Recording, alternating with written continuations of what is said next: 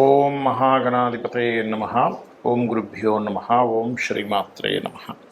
అరుణాం కరుణాతరంగితాక్షీం ధృతపాశాంకుశపుష్పబాణచాపాం అనిమాదిభిరావృతాం మయూకై అహమిత్యేవ విభావయే భవానీం. శ్రీమాత్రే నమ.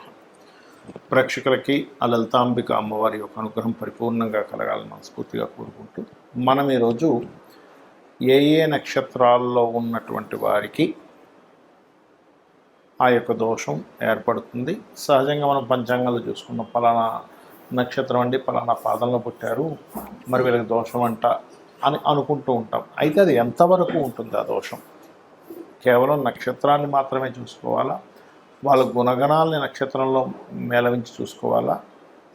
అదేవిధంగా దానికి ఎటువంటి పరిహారం చేసుకుంటే బాగుంటుంది అనేటువంటి విషయాలు, మరియు దీంతో పాటు నక్షత్రం తెలియదండి కానీ నాకు ఏదో ప్రాబ్లం ఉంది, ఆ ప్రాబ్లంకి తగ్గట్టుగా మీరే పరిహారం చేసుకోవాలి అనే విషయాన్ని ఇప్పుడు మనం చెప్పుకుందాం. అయితే ఈ యొక్క అంశాలు చెప్తుంది నేనైనప్పటికీ కూడా చెప్పిస్తుంది సాక్షాత్ లలిత అమ్మవారిగా భావిస్తూ ఒక్కొక్క రాశి గురించి, నక్షత్రం గురించి మనం తెలుసుకుందాం.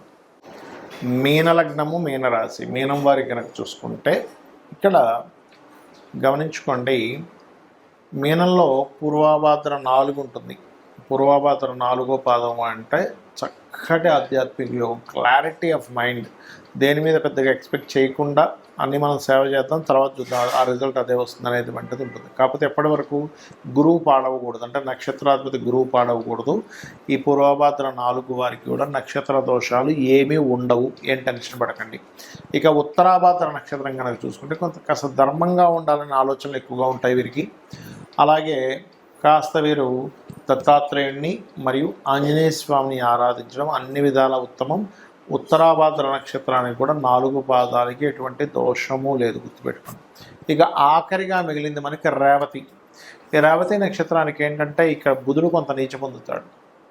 కాబట్టి సహజంగా రేవతి నక్షత్రం వారికి ఉండే సహజ లక్షణం ఏమిటంటే వీళ్ళకి ఎప్పుడు నాలెడ్జ్, కొత్త నాలెడ్జ్ తెలుసుకోవాలి, అందులో ముఖ్యంగా ఆధ్యాత్మికమైనటువంటి నాలెడ్జ్ తెలుసుకోవాలనే తపన ఎక్కువగా ఉంటుందండి రేవతి నక్షత్రం వారికి. అయితే ఈ నక్షత్రానికి దోషం కూడా ఉంది. ఎన్ని పాదాలు ఉన్నాయి అని చెప్పి చూసుకున్నట్లయితే 1వ పాదము, 2, 3 అంటే ఈ 3 పాదాలకు ఎటువంటి దోషం లేదు. కానీ 4వ పాదానికి మాత్రమే గండాంతర భాగాల్లో కనుక పడితే శిశుగండము అంటారు. అంటే 4వ పాదం గండాంతర భాగాల్లో ఉంటుందని శిశువు గండం చూసుకోవాలి. అంటే అలాంటప్పుడు ఏం చూడాలి?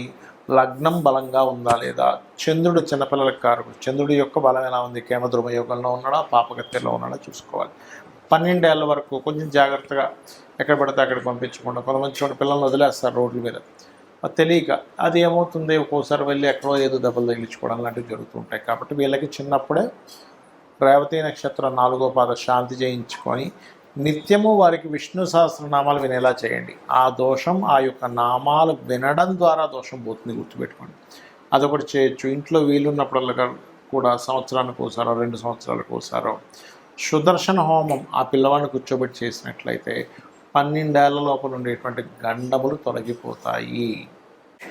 చాలామందికి ఈ యొక్క గండంలో పుట్టాము కదా, ఇది ఎప్పటి వరకు ఉంటుందని సందేహం కలుగుతూ ఉంటుంది. చిన్నప్పుడు మాత్రమే ఉంటుందండి. 12 సంవత్సరాల లోపల మాత్రమే ఈ నక్షత్ర గండం అనేటువంటిది నడుస్తూ ఉంటుంది. అందులో కూడా శిశువుకైతే శిశు సంబంధించినటువంటిది అంటే ఏంటి, లగ్నం పాడైనటువంటి మహాదశలు రావాలి.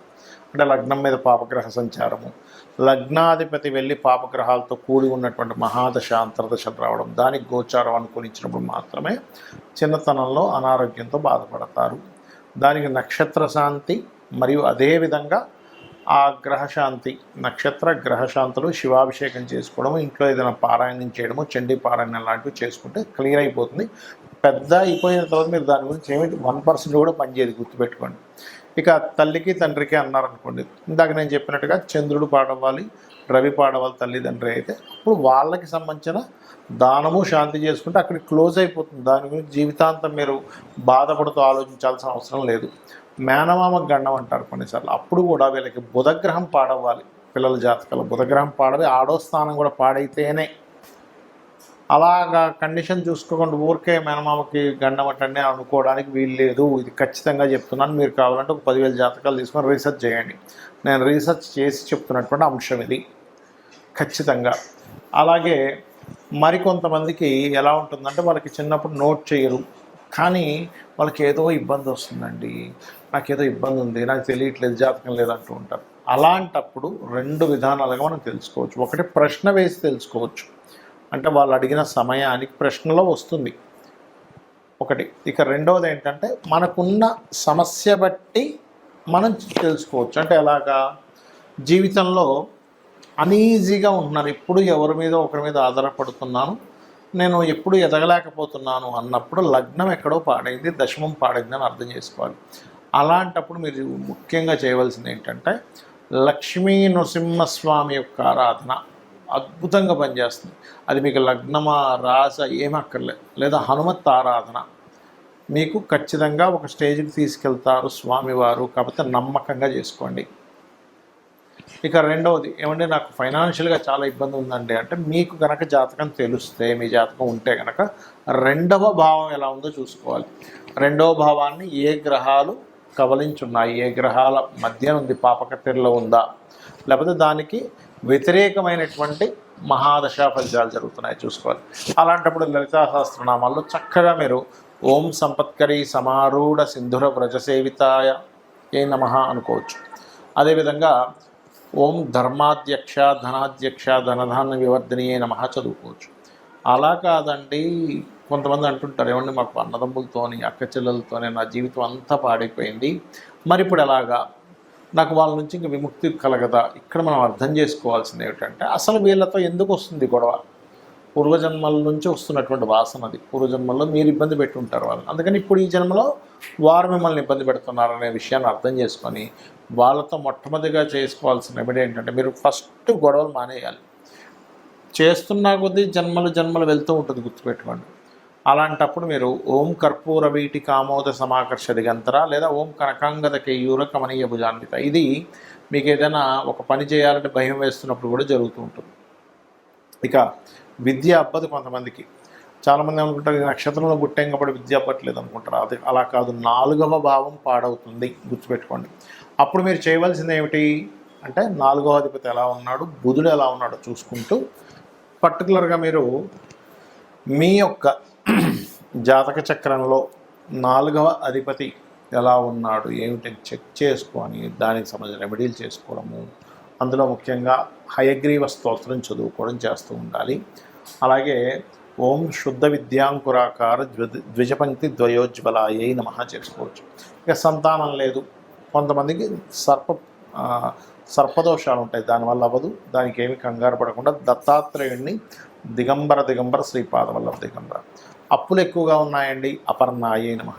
వివాహం అవ్వట్లేదండి, ఓం కామేశబద్ధ మాంగళ్య సూత్ర శోభిత కందర నమః చూసుకుంటూ 7వ స్థానం ఎలా ఉందో చూడాలి. అప్పులు ఎక్కువగా ఉన్నాయంటే 6వ భావం ఎలా ఉందో చూడాలి. గండాలు ఎక్కువగా అవుతున్నాయి, ఇప్పుడు మనం అనుకున్నాం ఏ నక్షత్రానికి ఏ గండం అని. అలాంటప్పుడు మీరు చేయవలసింది ఏమిటి అంటే గండానికి కారకుడు ఎవరు, అష్టమాధిపతి. సడన్ ఇన్సిడెంట్స్, సడన్ గ్రోత్ ఉంటుంది, సడన్ డౌన్ ఉంటుంది అంటే అష్టమాధిపతి వల్ల. బాగుంటేనేమో ఒక్కసారిగా 2-3 సంవత్సరాల్లోనే కోట్లకు పడగెత్తారు, బాగోపోతేనేమో డౌన్ అవుతారు. ఇది ముఖ్యంగా చూసుకోవాలి. అలాగే భాగ్యం, ఎప్పుడైనా గుర్తుపెట్టుకోండి, భాగ్యాధిపతి బాగున్నాడా ఇంక తిరుగులేదు, వాళ్ళ లైఫ్ భగవంతుడు దగ్గరుండి నడిపిస్తాడని అర్థం చేసుకోవాలి. పాడయ్యాడా, ఓం హరనేత్రాగ్ని సందగ్ధ కామ సంజీవన ఔషధి. కెరియర్ సరిగ్గా లేదండి, ఓం మాణిక్య మకుటాకార జానుద్వై విరాజితాయ నమః. బెల్లము దానంగా ఇవ్వడం, నువ్వులు దానంగా ఇవ్వడం, గోవులకి భక్తి శ్రద్ధలతో భావనతో గోవులకు బెల్లం తినిపించడం చేయండి. ఏమంటే సక్సెస్ రేట్ లేదు, ఆనందం రేట్ లేదనుకునేటువంటి వారు ఓం ఇంద్రగోప పరిక్షిప్త స్మరతోనా భజంగికాయే నమః చేసుకోవాలి.